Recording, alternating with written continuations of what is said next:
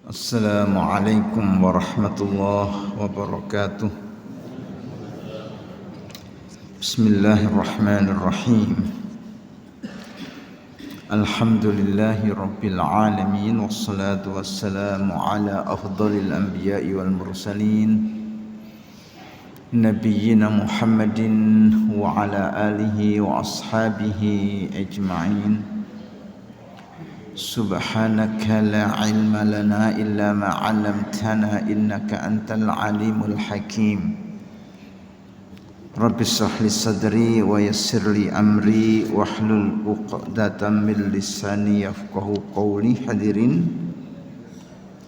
marilah kita panjatkan rasa tasyukur kita kehadirat Allah atas segala nikmat yang telah dilimpahkan kepada kita semua.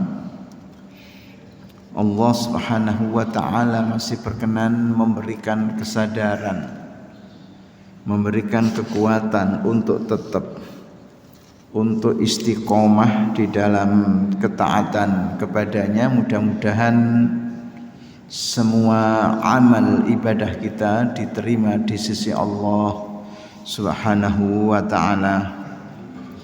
Kita akan melanjutkan kajian kita.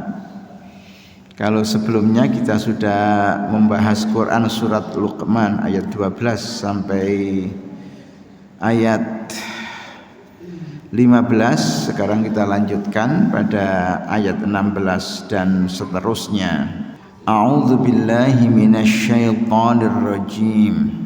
Ya bunayya innaha in takum mithqala habatin min khardal khardalin fatakun fi sakhratin aw fis samawati aw fil ardi ya'ti biha Allah. Innallaha latifun khabir. Ya bunayya aqimis salata wa'mur bil ma'rufi wanha 'anil munkari wasbir 'ala ma asabak.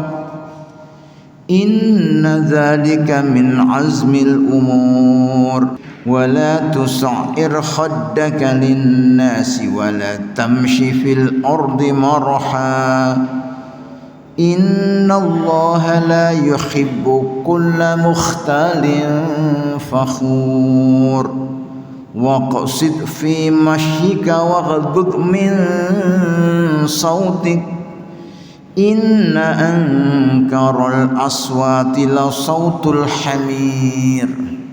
Luqman Al-Hakim melanjutkan nasihatnya kepada putranya. Ya bunayya, aduhai putraku, innaha sesungguhnya, intaku mithqala habbatin min khardalin, sekiranya ada benda sebesar biji sawi, fatakun fi sakhratin, kemudian ia ada di tengah sahara, au fis samawati, atau ada di angkasa, au fil ardi, atau ada di bumi, ya'ti bihallahu, pasti Allah menghadirkannya. Innallaha, sesungguhnya Allah, latifun, maha lembut, khabirun, maha mengawasi. Ya bunayya, duhai putraku, aqimis sholata, tegakkanlah salat, wa'mur bil ma'rufi, perintahkanlah kebaikan, wanha 'anil munkari, dan cegahlah kemungkaran, wasbir 'ala ma asabak, dan bersabarlah atas apa-apa yang menimpamu. Inna dzalika, sesungguhnya yang demikian itu, min azmil umur, di antara perkara-perkara yang harus dipegangi. Wala tusair khaddaka, dan janganlah engkau palingkan pipimu, linnasi, untuk manusia, wala tamshi fil ardi maraha, dan janganlah engkau berjalan di muka bumi ini dengan congkak.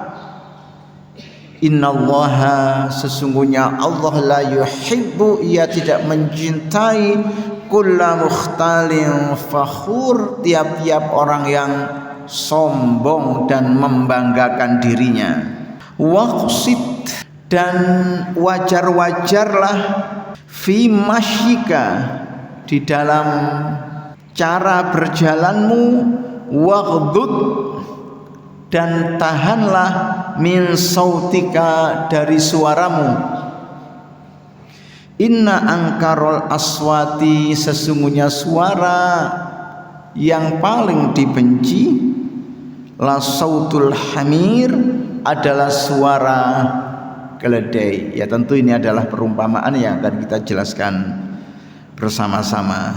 Hadirin, pada ayat ini Luqman Al-Hakim melanjutkan nasihatnya. Sebelumnya ia menguatkan akidah anak-anaknya dengan menanamkan ajaran tauhid ke dalam jiwanya. Ketika ia mengatakan, ya bunayya la tusyrik billah inna syirka la dzulmun adzim. Hei putraku, janganlah kamu menjadi musyrik, mensekutukan Allah dengan sesuatu yang lainnya di dalam hidupmu, karena praktik yang seperti itu adalah zulmun kabir, zulmun azim, dosa yang besar, dosa yang tak terampuni sekiranya orang mati dalam keadaan memikul dosa syirik. Allah berfirman, innallaha la yaghfiru an yushraka bihi wa yaghfiru ma duna dzalika liman yasha. Sesungguhnya Allah tidak ampuni dosa yang disebabkan syirik, dan ampuni dosa yang disebabkan oleh yang lainnya. Sekiranya seseorang mati dalam keadaan memikul dosa syirik. Tapi kalau bicara orang pernah syirik dan kemudian bertaubat kepada Allah, ya tentu banyak contohnya. Bisa kita katakan bahwa sebagian besar sahabat Nabi dulunya adalah orang-orang musyrikin. Sebagian besar sahabat Nabi dulunya adalah orang-orang musyrikin, kemudian memperoleh pencerahan tauhid dari Nabi. Seburuk-buruk manusia itu kemudian berubah menjadi sebaik-baik manusia yang patut, pantas, layak untuk diteladani, untuk diikuti. Itulah generasi yang kemudian dipuji oleh Allah dengan firman-Nya, radhiyallahu anhum wa radu an. Allah ridho pada mereka dan mereka ridho kepadanya. Dipuji oleh Nabi dengan sabdanya, khairun nasi qarni thumma alladhi yalunahum thumma alladhi yalunahum. Sebaik-baik generasi adalah yang sezaman dengan diriku, baru kemudian yang berikutnya, baru kemudian yang berikutnya, yaitu yang kita kenal sebagai generasi sahabat. Nah, di antara konsekuensi dari tauhid adalah satu perasaan rohani yang disebut muraqabah. Apa muraqabah itu? Perasaan rohani bahwa diri kita senantiasa di dalam pantauan Allah, bahwa diri kita senantiasa di dalam pengawasan Allah, dan kita merasa tidak pernah aman dari azab Allah. Sehingga dikatakan oleh Luqman Al-Hakim kepada putranya, ya bunayya innaha intaku mithqala habbatin min khardalin ayya waladi innal khati'ata wal ma'siyata. Tafsirannya begitu. Duhai putraku, sesungguhnya dosa yang ditimbulkan oleh maksiat mahmakana saghiratan, sekalipun ia kecil, hatta walau kanat wazna habbatil khardali fis sakhra, walaupun ia ibaratnya sebesar biji sawi yang kemudian ada di tengah Sahara. Fatakun fis sakhratin au fis samawati au fil ardi ya'ti biha Allah. Fatakun tilka sayyi'atu ma'a kauniha fi aqsa ghayatis sughri. Kemudian maksiat yang diibaratkan dengan paling kecilnya benda tadi, biji sawi, biji kemangi, fi akhfa makanin wa akhrasihi, terdapat di satu tempat yang paling tersembunyi. Nun sewu, apakah kita mampu membedakan antara biji kemangi dengan pasir ketika ia dicampur dengan tumpukan pasir? Itu disebut sebagai akhfa makanin, paling samarnya tempat, karena orang tidak lagi mampu mendeteksi, mampu mengidentifikasi benda itu. Mana biji sawi, mana pasir, kan sudah tidak mampu kita tengarai. Namun jika itu adalah perbuatan dosa, tentu ia tetap di dalam pengawasan Allah. Ya'ti biha Allah ay yukhdiruha Allah subhanahu wa yuhasibu 'alaiha. Kelak Allah akan menghadirkannya dan dimasukkan di dalam daftar data yang harus ditanyakan kepada pelakunya. Wal ghardu, tujuan min hadzal tamtsili, dari perumpamaan ini, bi annallaha la yakhfa 'alaihi khafiyatun min a'malil ibad. Tidak ada satu amal pun yang lepas dari pantauan Allah, yang lepas dari pengawasan Allah subhanahu wa ta'ala. Sebagaimana orang tidak boleh meremehkan kebaikan sekecil apapun, maka juga tidak boleh meremehkan kemaksiatan sekecil apapun. Sehingga dikatakan innallaha latifun khabir. Allah maha lembut, maha mengawasi. Ya sampai sekarang dalam bahasa Arab pengawas itu disebut mukhabir. Dinas intelijen itu bahasa Arabnya mukhabarat. Setelah Luqman Al-Hakim menguatkan iman putranya dengan menanamkan tauhid dan meyakinkannya bahwa konsekuensi dari tauhid itu adalah imtithalu awamirillah wajtinabu nawahihi, melaksanakan perintah-perintah Allah dan menjauhi larangan-larangannya.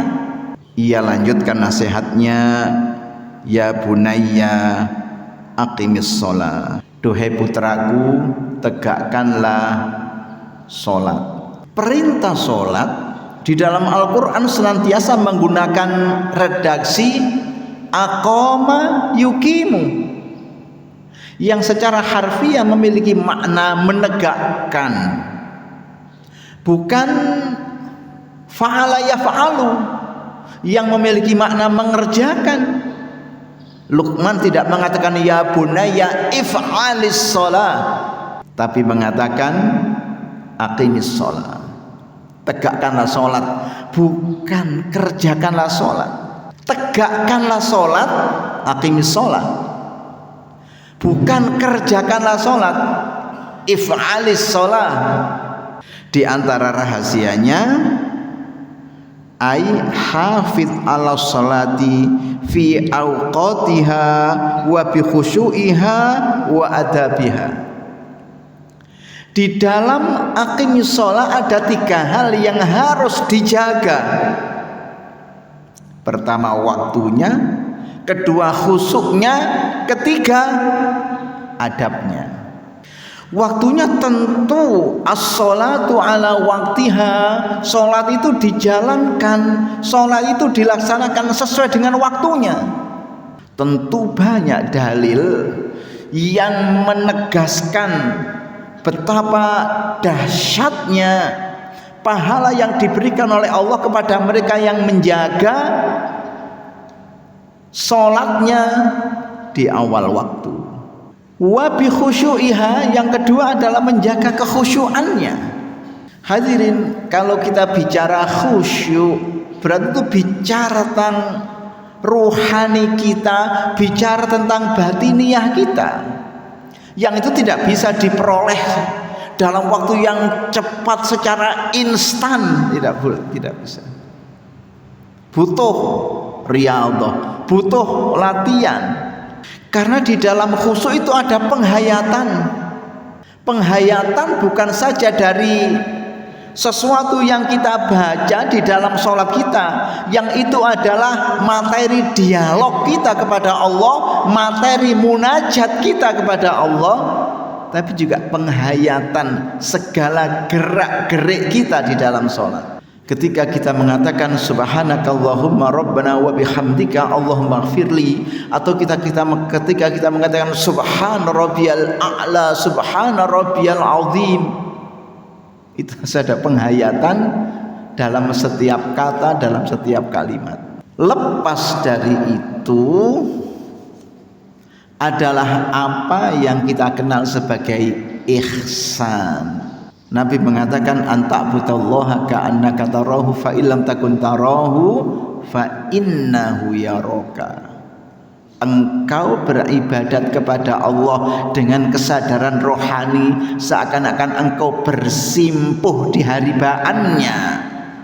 Kalau tidak bisa engkau beribadah kepada Allah dengan kesadaran rohani, seakan-akan engkau dalam pengawasannya, dalam pantauannya.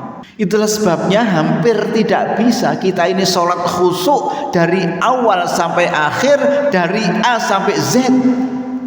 Tetapi jangan sampai dari keseluruhan sholat kita itu tidak ada sisi khusyuknya sedikit pun, jangan. Bahwa kita tidak bisa khusyuk mulai A sampai Z, ya setidaknya pengalaman saya. Ya enggak tahu kalau jenengan mungkin khusyuknya mulai A sampai Z. Tapi jangan sampai dari keseluruhan sholat kita itu tidak ada sisi khusyuknya sama sekali. Ya entah saat ruku, entah saat sujud, entah saat i'tidal, entah saat tasyahud, harus diikhtiarkan ada sisi-sisi khusyuknya, walaupun tidak semuanya. Yang ketiga adalah ada tata krama. Ya, tata krama ini sopan santun. Kalau jenengan masuk kantor saja itu sepatunya disemir, celananya digosok, bajunya dikasih parfum, ya, dasinya ngensre udel, ya, gitu. Allah berfirman, ya bani Adam khudhu zinatakum inda kulli masjidin wa kulu wasrabu wa la tusrifu innallaha la yuhibbul musrifin. Hei bani Adam, hei manusia, khudhu zinatakum, kenakan pakaian indahmu, fi kulli masjidin, maksudnya setiap kali datang ke masjid. Lah ya di lemari lu banyak sarung bagus, tapi yang dipakai yang ke masjid sing nglenting ini pakai. Lah yang di lemari itu untuk apa? Nah itu bicara tentang adab itu begitu. Kalau kita belajar fikih, auratur rajuli bainas surrati warukbati, auratnya laki-laki itu antara pusar dan lutut. Sehingga kalau jenengan sholat pakai celana kolor yang atasnya itu menutupi pusar, yang bawahnya menutupi lutut, sah napa mboten? Sah. Ada orang khutbah Jumat pakai celana kolor, ya, yang bagian atas menutupi pusar, bagian bawahnya menutupi lututnya, sah apa tidak? Sah. Sopan apa tidak? Ya. Ya disawat sandal sama Pak Muntari nanti lopo wong iki. Lah itu namanya adab. Sehingga Nabi perintahkan supaya orang kalau mau berangkat Jumatan itu mandi, pakai parfum. Tapi parfum yang ya jangan bikin pusing tetangganya. Parfum nyong-nyong dipakai ke masjid sing dijejeri bingung. Ya bunayya aqimis shalah. Duhai putraku tegakkanlah salat. Hadirin di sini Luqman Al-Hakim menomorsatukan salat daripada yang lainnya sebagaimana doa Nabiullah Ibrahim alaihissalam. Allah Subhanahu wa taala perintahkan Ibrahim untuk menempatkan anak keturunannya di lembah Gersang yang ada di Arabia. Artinya hidupnya sengsara, artinya hidupnya menderita. Biwadin ghairi dzi zar'in inda baitikal muharram. Rabbana inni askantu min dzurriyyati biwadin ghairi dzi zar'in inda baitikal muharram. Quran surat Ibrahim ayat 37. Ya Allah, sesungguhnya aku tempatkan anak keturunanku di lembah gersang yang tidak ada tanaman di sisi baitmu yang suci. Itu satu gambaran betapa Ibrahim berada di dalam satu suasana yang menderita, satu suasana yang susah. Kemudian ia berdoa kepada Allah dengan 3 macam permintaan yang ketiga-tiganya sebenarnya tidak masuk akal, tidak rasional, tetapi Allah kabulkan 3-tiganya. Rabbana liyuqimus sholata faj'al afidatan minan nasi tahwi ilaihim warzuqhum minats thamarati la'allahum yashkurun. Rabbana liyuqimus shalah, ya Allah ya Tuhan kami, jadikanlah generasi penerusku adalah orang-orang yang menegakkan sholat. Pakai kata menegakkan. Kalau orang itu hidupnya menderita, hidupnya melarat, normalnya minta kepada Allah supaya diberi rizki yang sebanyak-banyaknya. Kalau orang itu sakit pasti berdoa kepada Allah supaya disembuhkan penyakitnya.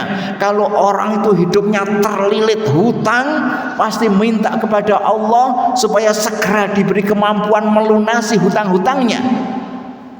Betul apa tidak? Tapi yang pertama kali diminta oleh Nabiullah Ibrahim kepada Allah bukan itu. Yang pertama kali diminta adalah agar anak cucunya adalah generasi-generasi yang menegakkan sholat. Itu nantilah mengikuti untuk menunjukkan betapa sholat adalah madaru kulli sa'adatin, pusaran setiap kebahagiaan, pusaran semua kesentosaan. Sehingga dijelaskan oleh para ulama hubungan antara sholat kita dengan perbuatan kita itu ibarat tali yang digoyangkan, tali yang dibentangkan kemudian digoyangkan. Kalau goyang sisi kanannya maka goyangannya itu juga merambat ke sana. Goyang sisi kirinya maka goyangannya juga merambat ke sini. Atau permukaan air yang tenang kemudian kita tepuk, pasti gelombangnya itu akan berjalan ke sana, dari sana natap akan kembali ke sini. Kalau sholat kita baik, maka baiklah perbuatan kita. Sama, kalau perbuatan kita baik itu bisa menyebabkan baiknya sholat kita, dan itu sebaliknya. Kalau sholat kita tidak baik, ya nanti berdampak pada perbuatan-perbuatan manusia. Kapan hari saya baca informasi ya tentang survei yang dulu pernah kami sampaikan, apa sudah ada survei ya dari sekian banyak umat Islam di Indonesia ini, berapa persen sih yang melaksanakan sholat 5 waktu? Itu data ya, tidak tahu, itu data satu sumber saja. Dia menyebut angka 33%. Artinya ya tidak sampai separuhnya. Berikutnya wa'mur bil ma'rufi wanha 'anil munkar. Lebih dulu mana al-amr bil ma'ruf dan an-nahyu 'anil munkar? Tentu lebih dulu al-amr bil ma'ruf. Wa'mur bil ma'rufi, perintahkanlah orang pada kebaikan, wanha 'anil munkar, cegahlah orang dari kemungkaran. Dulu atau sampai sekarang kita meyakini lebih mudah amar ma'ruf gitu bahasa terjemahannya daripada nahi mungkar. Itu kalau contohnya amar ma'ruf, ngajak orang sedekah, ngajak orang sholat, ya memang tidak ada konsekuensi apa-apa, paling ya hanya dicibirin kalau orangnya tidak setuju. Kalau nahi mungkar itu membubarkan pesta miras, membubarkan perjudian. Wah, nanti kalau orangnya melawan bagaimana? Wah, kita bisa dihajar. Lah, memang terlalu sederhana contohnya. Jadi waktu saya kuliah dulu ya dikasih contoh begini. Dosennya itu Cak Nur, Profesor Dr. Nurholis Majid yang ngajar kami. Dia cerita di Palembang itu ada satu kejadian saat tahun 1965. Kan Masjid Jamek Palembang itu besar dan tidak jauh dari situ ada alun-alun. Ya di mana-mana lah penataan kota kan begitu. Masjid Jamek mesti alun-alun. Bangil, Pasuruan, yang mana-mana Masjid Jamek itu alun-alun. Nah, di dekat alun-alun itu, bukan di dekat alun-alun ya, di alun-alun itu ada lapak-lapak judi milik orang-orang PKI. Waktu itu hari Jumat, katanya beliau ya. Khotib Jumat itu setelah selesai khutbah mengatakan, hadirin para jamaah rahimakumullah, selesai sholat ini jangan pulang, mari kita melakukan nahi mungkar. Lapak-lapak judi milik PKI yang ada di alun-alun itu mari kita hancurkan, kita bakar. Ya betul, selesai Jumatan tidak pulang, jamaah itu langsung menuju alun-alun, lapak-lapak judi milik PKI itu dibakar, dihancurkan. Lah terus ya Awayyarhamhu Cak Nur tadi bilang begini, coba seandainya khotibnya bilang, hadirin para jamaah rahimakumullah, kita ini belum memiliki sekolah berkualitas yang bayarnya murah, marilah bikin sekolah berkualitas bayarnya murah. Kita belum memiliki rumah sakit yang berkualitas, pelayanannya prima tapi bayarnya murah. Kita belum memiliki hakim yang jujur, yang adil, jaksa yang jujur, jaksa yang adil. Marilah membuat satu lembaga kaderisasi hakim dan jaksa. Kita punya problem serius ya, bahwa angkatan kerja yang sekian banyak ini itu tidak sampai 50% yang terserap oleh dunia kerja. Gimana caranya kita menciptakan lapangan pekerjaan? Diskusinya 2 tahun tidak selesai Pak kalau itu. Padahal itu adalah al-amr bil ma'ruf.